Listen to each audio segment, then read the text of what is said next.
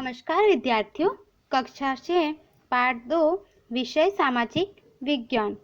गुजरात की जलवायु तथा प्राकृतिक संसाधन। तो यहाँ पे जो है हमें गुजरात की जो जलवायु है तथा प्राकृतिक संसाधन जो है वह किस तरह से है, कौन कौन से है, मर्यादित है, अमर्यादित है, उसके विषय में यहाँ पे जानकारी दी गई है। बाल मित्रों, हर अलग अलग ऋतु में हम अलग अलग वातावरण का अनुभव करते हैं। शीत ऋतु में हमें कड़कड़ाती ठंड लगती है, ग्रीष्म ऋतु में भीषण गर्मी का अनुभव होता है, वर्षा ऋतु में हमें मूसलाधार वर्षा का अनुभव होता है। हमारे यहाँ 3 ऋतुएं हैं, शीत ऋतु, ग्रीष्म ऋतु, वर्षा ऋतु। इन तीनों ऋतुओं में हमें जलवायु और तापमान का भिन्न भिन्न अनुभव होता है। तो यहाँ पे हमें बताया है कि हमारे यहाँ पे हम जो है 3 ऋतु का अनुभव करते हैं, जो है ठंडी की ऋतु, गर्मी की ऋतु और वर्षा ऋतु। शीत ऋतु यानी कि ठंडी ऋतु, और शीत ऋतु में जो है हमें ठंडी का अनुभव होता है।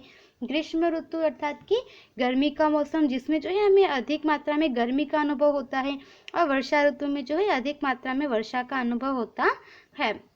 उसके बाद में यहाँ पे हमें बताया जलवायु किसी भी जगह या स्थान के वायु का तापमान और नमी के लंबे समय की स्थिति को हम जलवायु कहते हैं। तो यहाँ पे हमें बताया है कि किसी भी जगह या स्थान के जो है वायु का तापमान और लंबे समय की जो स्थिति होती है उसे हम जलवायु कहते हैं। तो यहाँ पे जो है आपको गुजरात का मौसमी पवन जो है किस प्रकार से है उसके विषय में यहाँ पे आपको इस नक्शे में बताया गया है।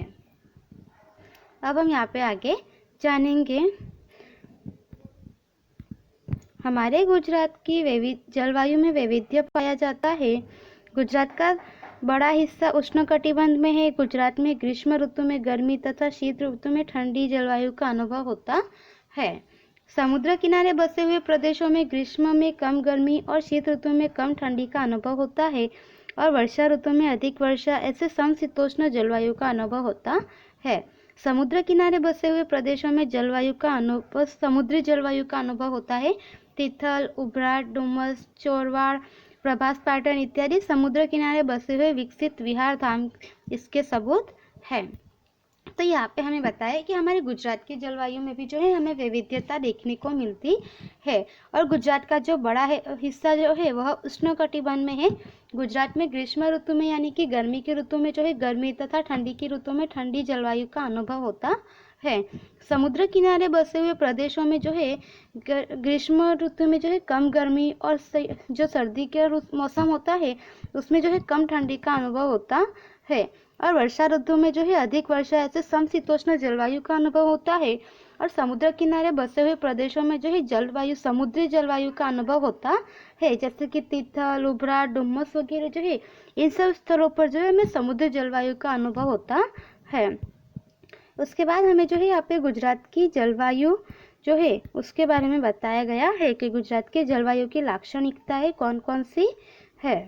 तो शीत ऋतु दिसंबर से फरवरी तक गुजरात में हर जगह तापमान नीचे रहता है। सामान्यतः शीत ऋतु में मौसम ठंडा रहता है। शीत ऋतु में जनवरी महीना सबसे ठंडा होता है।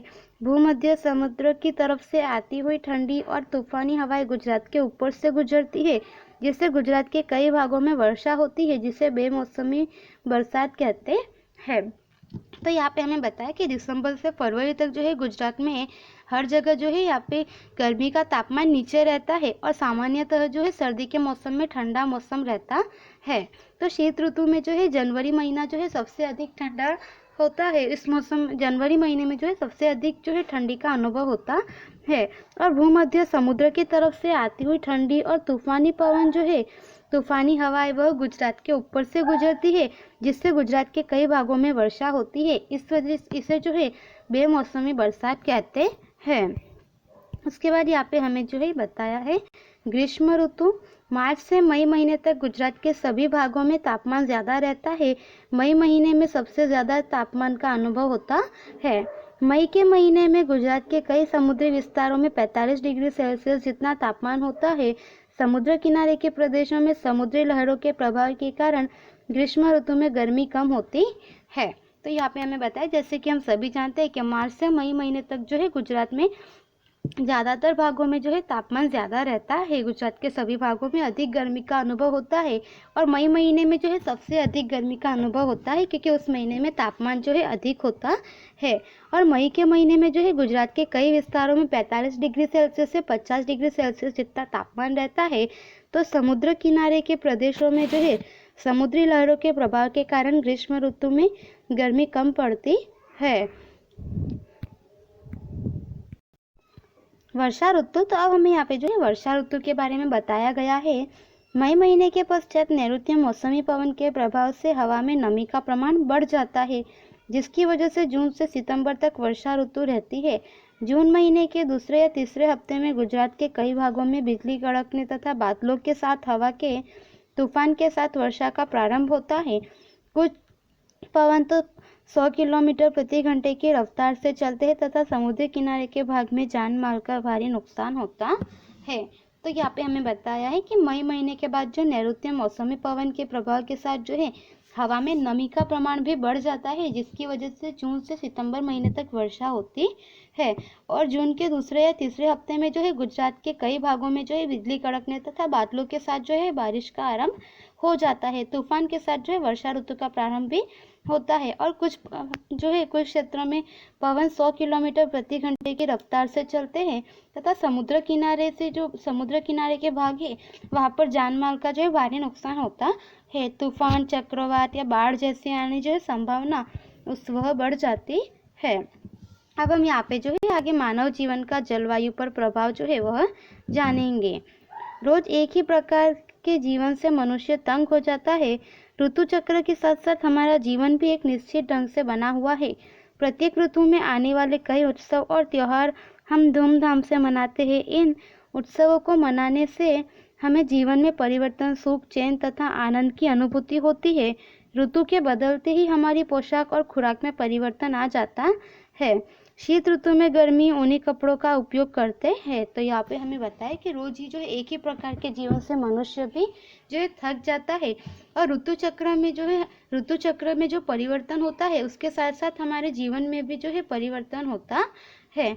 उसके साथ जो है हमारे यहाँ पे जो उत्सव त्योहार वगैरह होते हैं वह हम धूमधाम से मनाते हैं।